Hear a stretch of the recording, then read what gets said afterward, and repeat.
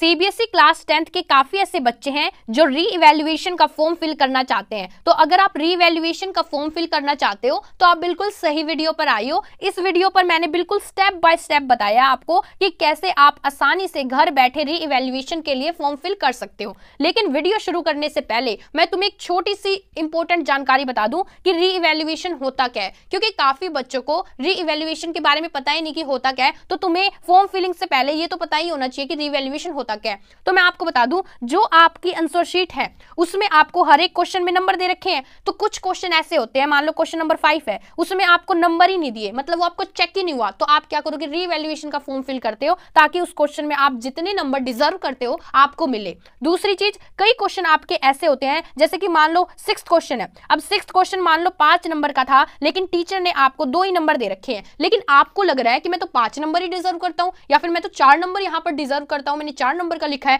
तो अगर आपको यहां पर आपके कम नंबर लग रहे हैं तो भी आप री इवैल्यूएशन का फॉर्म फिल करते हैं ताकि यहां से आपके पर क्वेश्चन आपके नंबर यहां पर इंक्रीज होते हैं। आई होप आपको समझ में आ रहा होगा री इवैल्यूएशन क्या है। अब मैं बताती हूं आपको कि आपको इसका फॉर्म फिल कैसे करना है। देखो, इसका फॉर्म फिल करना बहुत आसान है। जैसे जैसे मैं बताऊं आपको बिल्कुल आपको फॉलो करना है और आप खुद से घर बैठे आसानी से फॉर्म फिल कर पाओगे। तो फॉर्म फिल करने के लिए आपको डायरेक्ट इस पेज पर आ जाना है। जो आपको स्क्रीन पर दिख रहा होगा, इस पेज का लिंक मैं आपको डिस्क्रिप्शन में दे दूंगी। जैसे ही आप लिंक पर क्लिक करोगे आप डायरेक्ट इस पेज पर आ जाओगे। यहां पर आपको अप्लाई फॉर री इवैल्यूएशन दिख रहा होगा, क्लास 10th वालों, आपको इस पर क्लिक करना है। इसके बाद देखो, आपको अप्लाई करने के लिए यहां पर दिख रहा होगा क्लास 12th और 10th, है ना। आपको इस पर यहां पर क्लिक करना है, ठीक है। जैसे ही आप यहां पर क्लिक करते हैं, इसके बाद आपके सामने ये पेज यहां पर ओपन हो जाएगा। सबसे पहले यहां पर आपको आपकी क्लास सेलेक्ट करनी है, उसके बाद रोल नंबर डालना और फिर आपको आपका एप्लीकेशन नंबर डालना है। अब मैं आपको एक बात बता दूं, ऊपर तो आप क्लास 10th सेलेक्ट कर दोगे, यहाँ पर रोल नंबर डाल दोगे। ये जो एप्लीकेशन नंबर है, ये जब आपने फोटोकॉपी के लिए अप्लाई करा था तब आपको एक एप्लीकेशन नंबर मिला था, वो वाला डालना है। अगर आप वो भूल गए हो तो मैं वीडियो के लास्ट में जरूर बताऊंगी कि आपको आप अपना एप्लीकेशन नंबर कैसे निकाल सकते हैं, ठीक है। तो ये सारी जानकारी डालने के बाद आपको प्रोसीड पर क्लिक करना है। अभी मैं भी एक बच्चे की यहाँ पर जानकारी डाल रही हूँ, फिर प्रोसीड पर क्लिक करके दिखाती हूँ कि क्या आता है। तो देखिए दोस्तों, मैंने जैसे ही प्रोसीड पर क्लिक करा, मेरे सामने यहाँ पर ये वाला पेज ओपन हो गया। मैंने यहाँ पर स्टूडेंट की जो इन्फॉर्मेशन है वो यहाँ पर हाइड कर रखी है। अब आपको यहाँ पर क्या दिखाएगा, मैं सिंपली बता दूं, यहाँ पर आपको आपका जो सब्जेक्ट है उसका कोड दिखा रहा होगा। सब्जेक्ट का कोड मतलब क्या, जो आपकी आंसर शीट की फोटोकॉपी है ना, उसके ऊपर आपको एक कोड दिख रहा होगा, सब्जेक्ट कोड, वो देख लो आप। मान लो आप साइंस के लिए अप्लाई कर रहे हो तो साइंस का एक अलग कोड होगा, मान लो आप मैथ के लिए अप्लाई कर रहे हो तो मैथ का एक अलग कोड होगा। तो वो कोड आपको यहाँ देखने को मिलेगा, आपको वो कोड यहाँ पर सिलेक्ट कर लेना है, ठीक है। उसके बाद आपको जिस क्वेश्चन में ऐसा लग रहा है कि मतलब मान लो ये आपकी आंसर शीट की फोटोकॉपी है, तो यहाँ पर तो आपने अपना कोड सिलेक्ट कर लिया। अब आपको लग रहा है कि जो मेरा 5th क्वेश्चन है ना, उसमें मेरे नंबर बढ़ने चाहिए, तो यहाँ पर आपको आपका क्वेश्चन नंबर सिलेक्ट करना है। उसके बाद यहाँ पर आपको पेज नंबर का मतलब है कि ये जो 5th क्वेश्चन है, ये जो आंसर शीट है ना, आंसर शीट के किस पेज पर है। यहाँ पर ऊपर आंसर शीट के पेज नंबर दे रखे होंगे 1 2 3 4, तो वो जो नंबर दे रखा है ना, वो नंबर आपको यहाँ पर डालना है। ये सारी चीजें डालने के बाद यहाँ पर डालना है कि उस क्वेश्चन में आपको कितने नंबर दे रखे हैं। मान लो ये 5th क्वेश्चन और इसमें आपको 2 नंबर दे रखे हैं टीचर ने, तो यहाँ पर आपको 2 नंबर डालना है।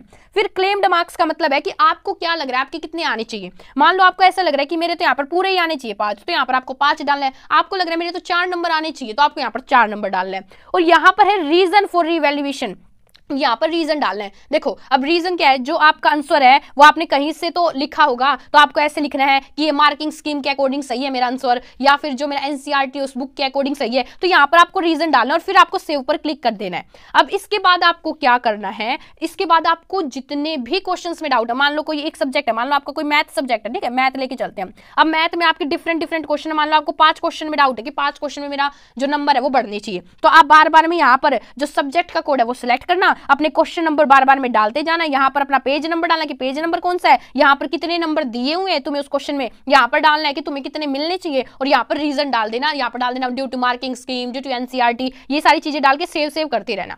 अब तुम कहोगे कि मैम मान लो मुझे तो मैथ और साइंस दोनों के लिए जो ये रीवैल्यूएशन है इसके लिए फॉर्म फिल करना है, तो आप कैसे करोगे। सबसे पहले तो आप यहाँ पर मैथ के कोड सेलेक्ट करोगे। जब आपके मैथ के सारे क्वेश्चन कंप्लीट हो जाए कि हाँ मेरा हो गया, अब मेरी साइंस की बारी है, तो फिर यहाँ पर आप कोड चेंज करके जो साइंस का कोड होगा वो यहाँ पर सिलेक्ट कर लोगे और वही रहेगा। यहाँ पर क्वेश्चन नंबर डालना, यहाँ पर ये जो भी तुम्हारा वो क्वेश्चन नंबर डाउट है, तुम्हारा क्वेश्चन वो किस पेज पर है वो डालना, कितने मार्क्स मिले हुए हैं, कितने मिलने चाहिए, रीजन क्या, और सेव कर देना। ये सारी चीजें डालने के बाद दोबारा एक बार चेक कर लेना क्या तुमने सारी इन्फॉर्मेशन सही डाली है। तुम्हें ये बिल्कुल सही डालनी है क्योंकि एक ही बार चांस मिलेगा तुम्हें डालने के लिए, ठीक है। ये सारी चीजें डालने के बाद यहाँ पर तुम्हें फाइनल सबमिशन यहाँ पर दिख रहा होगा, इस पर क्लिक करना है। जैसे ही फाइनल सबमिशन पर क्लिक करोगे सारी जो भी इन्फॉर्मेशन तुमने डाली ये सारी तुम्हारी सबमिट हो जाएगी। अब तुमने फॉर्म तो फिल कर दिया, अब अगर पेमेंट, फिर अब तुम्हारी जो सेकंड बात है वो है कि तुम्हें पेमेंट काट करनी है, पेमेंट डिडक्ट करनी है। अगर आप पेमेंट डिडक्ट नहीं करोगे फिर आपका जो फॉर्म है वो सक्सेसफुली फिल नहीं माना जाएगा। तो पेमेंट डिडक्ट कैसे करनी है वो मैं आपको बताती हूँ। देखिए दोस्तों, पेमेंट डिडक्ट करने के लिए आपको दोबारा इस पेज पर यहाँ पर आ जाना है।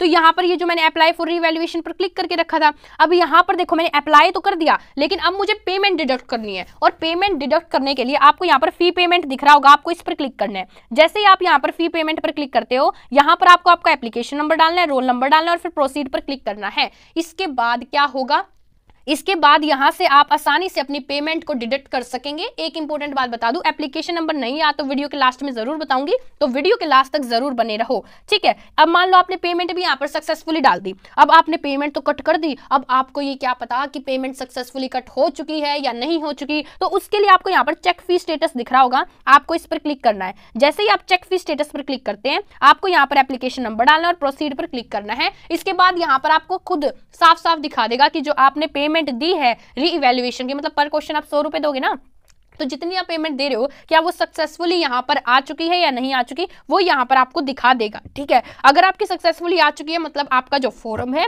वो अच्छे तरीके से सबमिट हो चुका है और अब आपने मतलब अपनी तरफ से अच्छे तरीके से फॉर्म सबमिट कर दिया है। अब मेन चीज एक बात आएगी कि भैया हमने तो रीवैल्यूएशन के लिए फॉर्म फिल कर दिया, ठीक है, बिल्कुल अच्छे तरीके से फॉर्म फिल कर दिया, लेकिन जो हमारा रिजल्ट है वो कहाँ पर आएगा, तो वो भी मैं तुम्हें बता दूं। रिजल्ट तुम्हें यहाँ पर ये दिख रहा होगा स्टेटस रीवैल्यूएशन का, तुम्हें इस पर क्लिक करना है। जिस दिन तुम्हारा रिजल्ट आएगा, तुम जब यहाँ पर अपना एप्लीकेशन नंबर और रोल नंबर डालोगे ना और प्रोसीड पर क्लिक करोगे तो तुम्हें यहाँ पर दिखा देगा ये कि तुम्हारे नंबर बढ़े हैं या नहीं, क्या हुआ है, वो सारा रिजल्ट तुम्हारा इसी पेज पर आएगा, ठीक है। अब एक बात और, जिन बच्चों को अपना एप्लीकेशन नंबर याद नहीं है, अच्छा एप्लीकेशन नंबर से पहले वीडियो बनाने में बहुत मेहनत लगी दोस्तों, तो वीडियो पर एक लाइक कर दो और एक अच्छा सा कमेंट कर दो, चैनल को जरूर सब्सक्राइब कर लो क्योंकि सीबीएसई से रिलेटेड सारी इन्फॉर्मेशन हम आपको प्रोवाइड करते रहते हैं। अब बात करते हैं, अगर आप अपना एप्लीकेशन नंबर भूल गए हैं, आपको याद नहीं है, तो आपको कैसे निकालना है। तो यहाँ पर आपको फॉरगॉट एप्लीकेशन नंबर दिख रहा होगा, आपको इस पर क्लिक करना है। इस पर क्लिक करने के बाद आपके सामने यहाँ पर ये पेज ओपन हो जाएगा। यहाँ पर आपको ये सारी चीजें सेलेक्ट कर लेनी है, लाइक आपको आपका यहाँ पर क्लास सेलेक्ट करनी है पहले, फिर रोल नंबर, फिर आपको यहाँ पर स्कूल नंबर डालना है, ठीक है। अब एक बात बता दूं, अगर आप प्राइवेट कैंडिडेट है, प्राइवेट कैंडिडेट का मतलब होता है जो बच्चे सिर्फ एग्जाम देने के लिए स्कूल में जाते हैं, वैसे वो घर से पढ़ाई करते हैं, तो उनको यहाँ पर 5 बार नो डालना है ऐसे, ठीक है। ये सारी चीजें डालने के बाद आपको नेक्स्ट में सेंटर नंबर, फिर एडमिट कार्ड की आईडी डालनी है और लास्ट में आप प्रोसीड पर क्लिक कर देना। इसके बाद आपके सामने आपका जो एप्लीकेशन है नंबर है वो आपके सामने ओपन हो जाएगा। वो एप्लीकेशन नंबर नोट करके अपना फॉर्म आप आसानी से फिल कर सकते हो, अपनी पेमेंट आप आसानी से डिडक्ट कर सकते हो। आई होप वीडियो आपको अच्छी लगी होगी और मैंने पूरी कोशिश करी आपको अच्छे से समझाने की। वीडियो अच्छी लगी तो वीडियो को लाइक करो और चैनल को जल्दी से सब्सक्राइब कर लो। सीबीएसई से रिलेटेड सभी अपडेट हम आपको सबसे पहले प्रोवाइड करने की पूरी कोशिश करते हैं दोस्तों। आज के लिए बस इतना ही।